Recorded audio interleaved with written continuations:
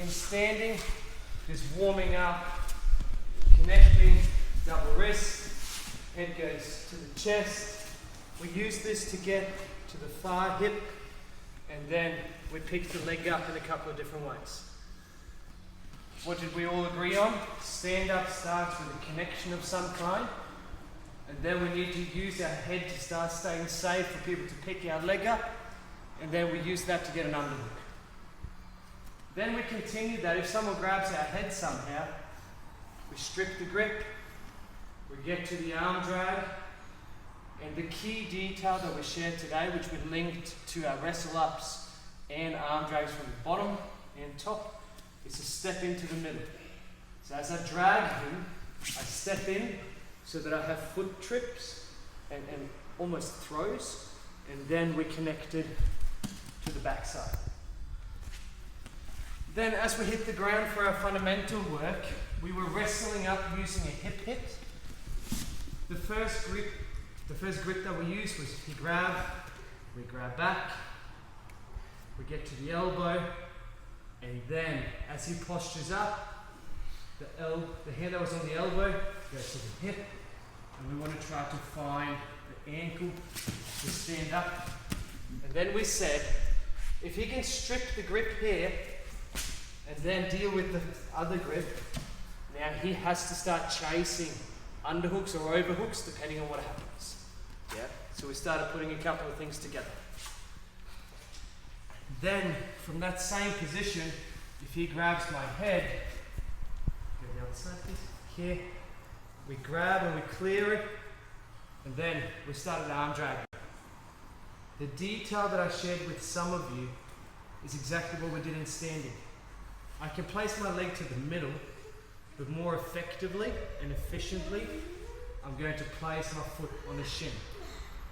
The reason for that is that he can't get into half guard. If I leave my leg in the middle and I drag him down and I miss something, he's in top half guard.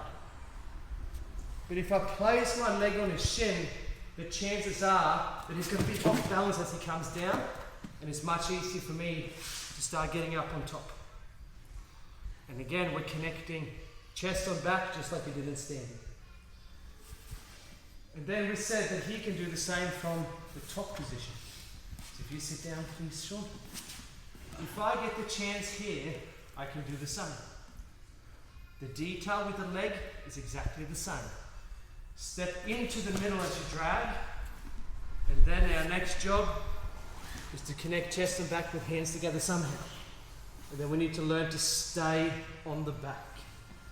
So we used the little game where you put all of that together, then you put your chest on their back, and you started just moving around, staying on them until it felt natural to put your hooks in. Does that ring a bell for everyone? Yeah? And then we started rear naked choking. The rear naked choke that we used, I wrap up, elbow in front as far as I can, and then I gotta hide my arm with my chin. Then, what I never do is this. He will break my arm very easily. Because I've hidden my chin, he needs to focus on this arm because you can start choking him straight away. So it's easier for me to slide behind the head. With the arm that's behind the head, we made a fist. We grabbed our own biceps, and then we hid the top arm. Very important detail. If I don't, he can strip this top arm off by grabbing behind his head and lifting it up. The choke itself is a shrug, then a squeeze together with the shoulder blades. If that's not enough, you creepy crawl your hands together and then squeeze. Yeah? Does that make sense to everyone? How did we get there?